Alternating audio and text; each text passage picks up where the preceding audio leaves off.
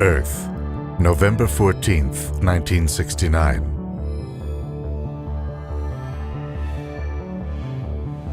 Three astronauts, with spacesuits, food, water, and a battery of scientific and communications equipment, prepared to fly to the moon.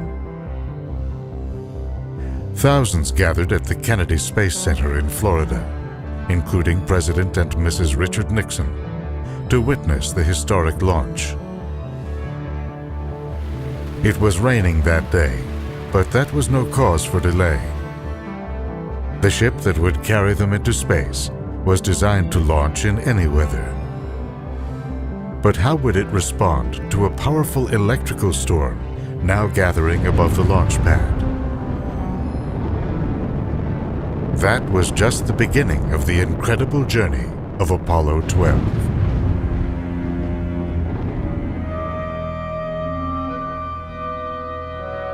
T-minus 20. 17 seconds. With three astronauts fastened into their seats, the countdown proceeded. 10, 9, 8, ignition Astronaut and sequence mission start. commander 6, Pete Conrad 5, would say later, 4, the flight 3, was extremely 2, normal 1, for the first 36 0. All seconds. engines running, commit, liftoff. We have liftoff, 11:22 a.m. Eastern Standard Time. The five engines of the Saturn V's huge first stage were designed to burn through 5 million pounds of liquid oxygen in just 2.5 minutes. It's a lovely liftoff. That's not bad at all. And to send the spacecraft up 67 kilometers above the Atlantic Ocean.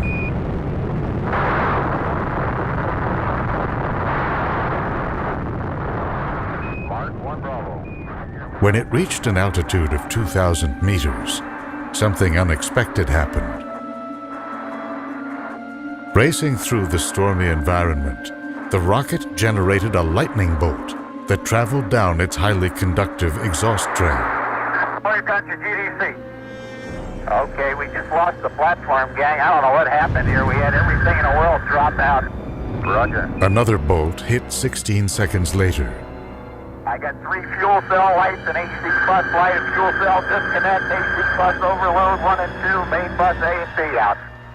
All of the spacecraft circuit breakers shut off. The tracking system was lost. Apollo 12 Houston, try FCE to auxiliary, over. A young flight controller in Houston, Texas, instructed astronaut Alan Bean on how to turn on an auxiliary power system. 1 Charlie. 1 Charlie. The mission was back on track. Apollo 12 Houston, go for station. Once in Earth orbit, all systems appeared to check out, and flight control officials gave the crew the green light to leave Earth. We have data and thrust is go. Burn looks good. The astronauts were not told of concern that the lightning strikes had damaged the pyrotechnic system used to deploy the parachutes that would ease them back through the Earth's atmosphere. Okay, everything's sticky-boo. Good show. If that system failed, the astronauts would not return alive. Apollo 12 moving into dock with the lunar module. This mission would have its share of perils, not unlike those faced by a long line of past explorers whose courage and restless spirit propelled them into the unknown. This one, however, was backed by years of technology development, test flights, astronaut training, and the largest support team back home that any mission ever had. But hundreds of thousands of kilometers out in space, the three astronauts were pretty much on their own. What made Apollo 12 unique was the friendship and chemistry of its crew. Conrad, Bean, and Richard Gordon were all Navy men, working and training together on the Gemini program. They had gained each other's respect and trust. Now hurtling across more than 400,000 kilometers to the moon, they prepared to fulfill the mission's goals. One was to set up a scientific station designed to record seismic, atmospheric, and solar data. Another was to visit an unmanned lunar probe called Surveyor 3 that had landed there 2.5 years before. The idea was to bring back a part to study the effect of the lunar environment.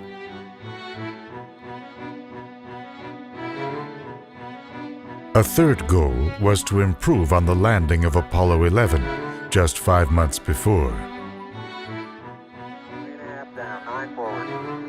Dropping down over a region called the Sea of Tranquility, pilot Neil Armstrong found himself heading straight for a crater full of boulders.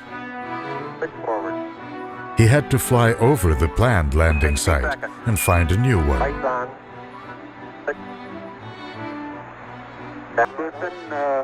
Tranquility Base here. The Eagle has landed. Roger, Tranquility. Future astronauts would have to be able to make precision landings at locations dictated by science. That meant they would have to touch down on landscapes filled with all kinds of rocks and craters.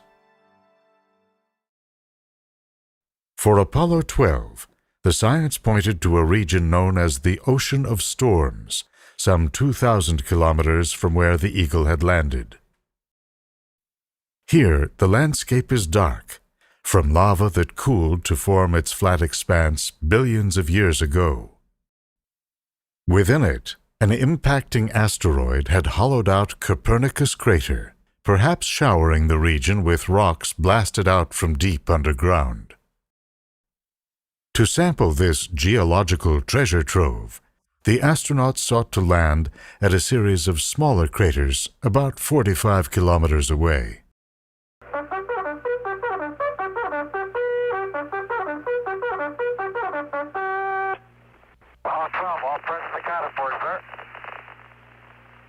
After a journey lasting 83.5 hours, the crew fired the spacecraft's engine to go into an elliptical lunar orbit.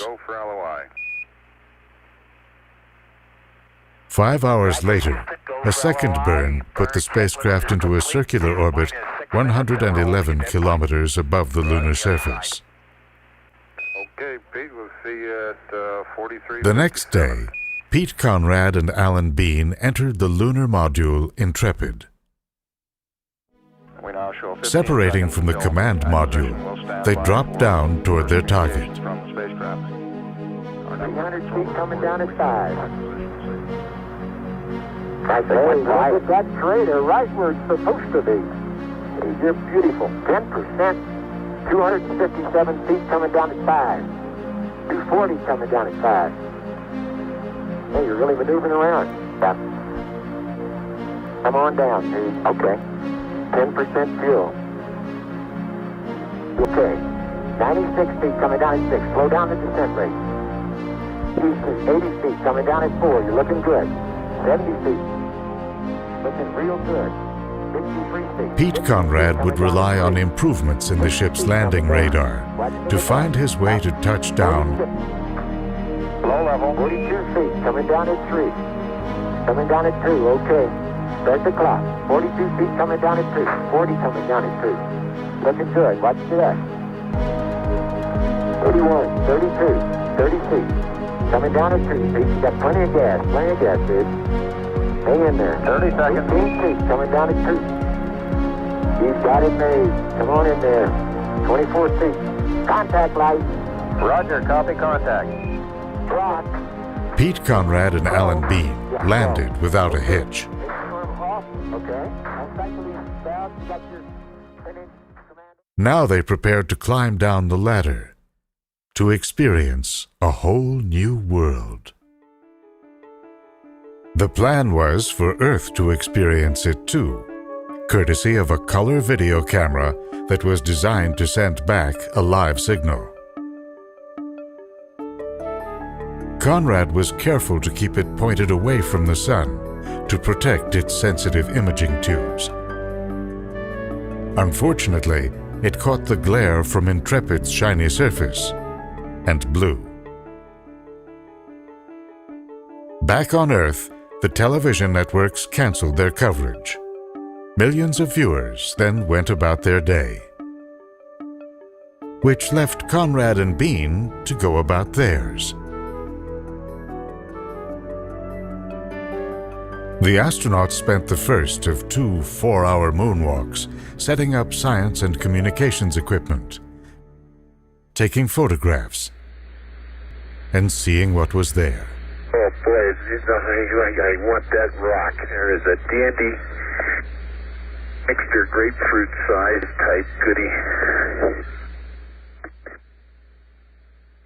There were discoveries and surprises aplenty. But I gotta take it easy and watch what I'm doing. Oh, you'll never believe it. Guess what I see sitting on the side of the crater? The old surveyor, huh? The old surveyor, yes sir. One was a series of mounds out in the open, perhaps made up of material ejected from the craters upon impact. Hey, there's another one of those mounds over there. Where? Hey, you're right. What do you suppose they are? I don't know. Using what they are, they're this sort of mound. 2.5 hours into the moonwalk, the astronauts flipped their wrist-mounted checklists to their next task. They opened an unlikely page, placed there by the Apollo 12 backup crew. This little prank hardly distracted from their central goal, to walk among the craters, making observations and picking up rocks. That was part of a major, unheralded scientific quest of the Apollo program, to find clues to where the moon came from. At the time, there were 3 leading theories. The so-called fission theory, championed by George Howard Darwin, son of Charles Darwin, held that the moon was once part of the Earth, cast off by the rapid spin of its young parent. That might explain the Pacific Ocean, a giant hole in the Earth's surface. Then there was the capture theory, which held that the moon was a wayward object that floated through our solar system and was pulled into orbit by Earth's gravity. A third idea came from the American astronomer Thomas Jefferson Jackson C., known at the time for his attacks on Einstein's theories. He suggested that the moon formed near Earth and gradually fell under its gravitational spell. In that case, moon rocks should resemble those of Earth. Finding out which theory is correct would also yield clues to the formation of the solar system at large, and perhaps even to the birth of our own planet.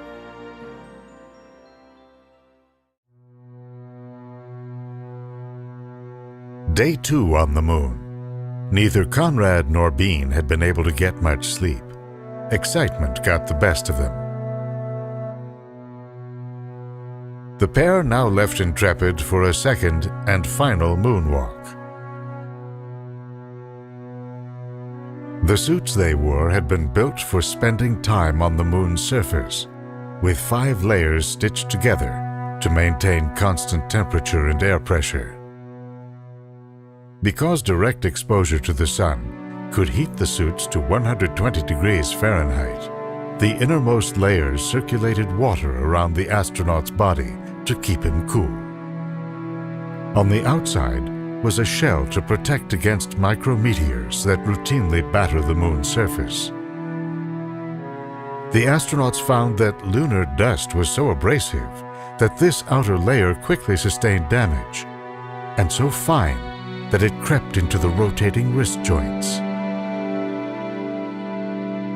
The plan was to move out along the edge of Surveyor Crater and pay the probe a visit.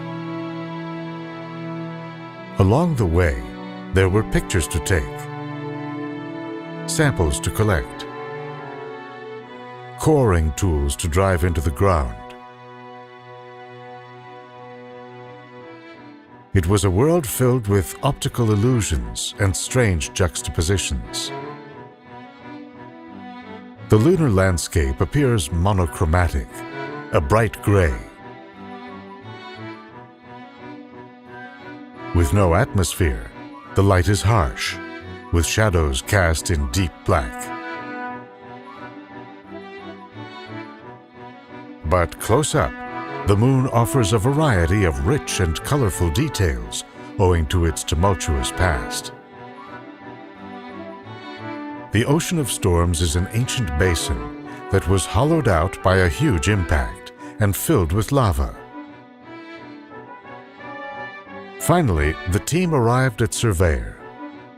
They cut off select components to take back to Earth. Scientists would make a surprising discovery. Lodged in the camera was a colony of bacteria. Did it sneak into the component upon its return to Earth? Or had it somehow survived for 2.5 years on the Moon? To this day, no one knows the answer to this intriguing question. Okay, let's head for Blocky Crater. Okay. One final stop remained. Block Crater, where a basketball-sized impactor had exposed the lunar bedrock, leaving a wealth of new samples. Let's get a sample of that rock. Yeah, let's do. I think it's going to be... One rock they picked up is known as creep, for potassium, rare earth elements, and phosphorus. It's thought to be a piece of bedrock that formed over 4 billion years ago on a lunar surface that was entirely molten. Just a few years later, this evidence would coalesce into a radical new idea of the Moon's origins. At the dawn of the solar system, Earth shared an orbit with a Mars-sized body now called Theia. Its orbit became unstable, and it headed in Earth's direction.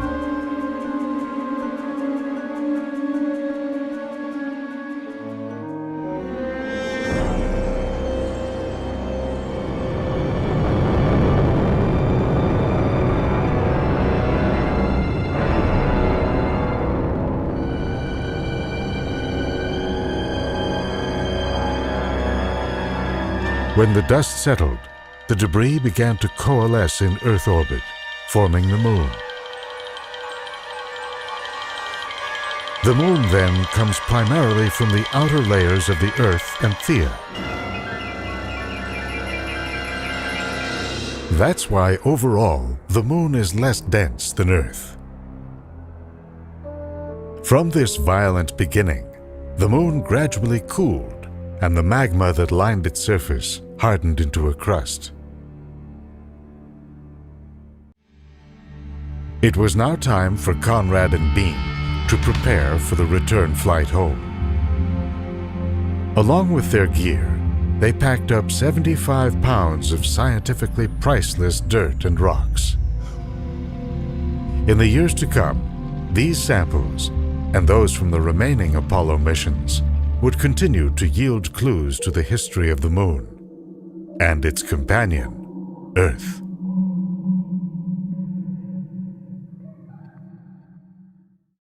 Go free. Hurry. There you go. Go ahead. I was supposed to be when I was free. Even as Conrad and Bean lifted off from the Moon, there was still more science to do. Stabilize a little bit. Okay, it's pretty stable to me. I think so, huh? Huh? I want to pitch it down just a little bit. Oh, okay. Let the dynamics die out just a little. Okay. It's hardly moving at all. Yeah, it's plenty. I want to come down a little bit. Okay. The lander rose up to join the command module, Okay, I'll pin it down there with the attitude. docking flawlessly. Okay. Go ahead. You ready to retract? I'm ready to retract. Okay, Charlie Brown. Here you go. Okay. Conrad and Bean transferred their samples and equipment. Then they released Intrepid, sending it hurtling back down to the lunar surface. The idea was to use the impact of a crash landing to calibrate equipment that would monitor moonquakes and asteroid impacts.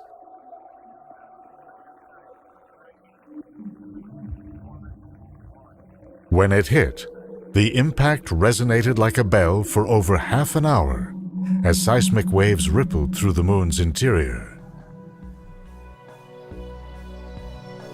There was one more thing left to do: get home safely. Just before arrival, they gazed at a brilliant scene of Earth moving across the sun.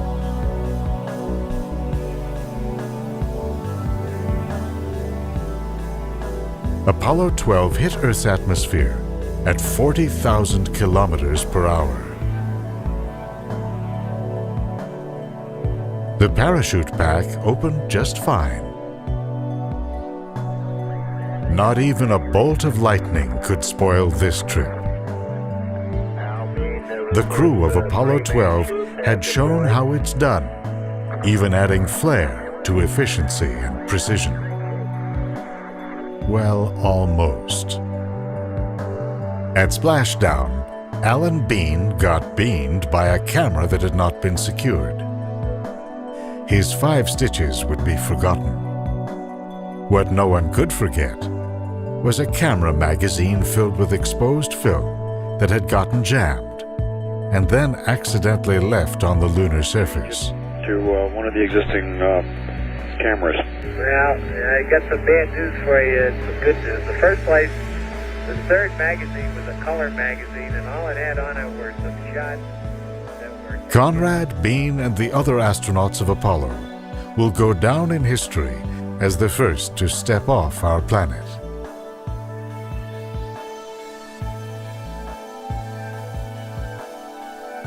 Four moon landings later, the program faded away in the wake of declining expectations, social discord, and the politics of those turbulent times. The incredible journey of Apollo 12 lives on as a symbol for those who may one day revive the instinct to travel beyond our planet. Get out West Texas and you get a rattlesnake. Here you get permanently shattered. In search of clues to the origins of our world No way. and our place in the cosmos. Wow, what a place. What a view, isn't it, John? It's absolutely unreal. We really come up here, Tony. It's just spectacular. I have never seen it. All I can say is spectacular, and I know y'all are sick of that word, but my vocabulary is so limited. Man, we come a long way. Hey, John, it's easier to go straight across. That was fun. Well, I'm in any trouble. Okay. I have a tough time walking up there.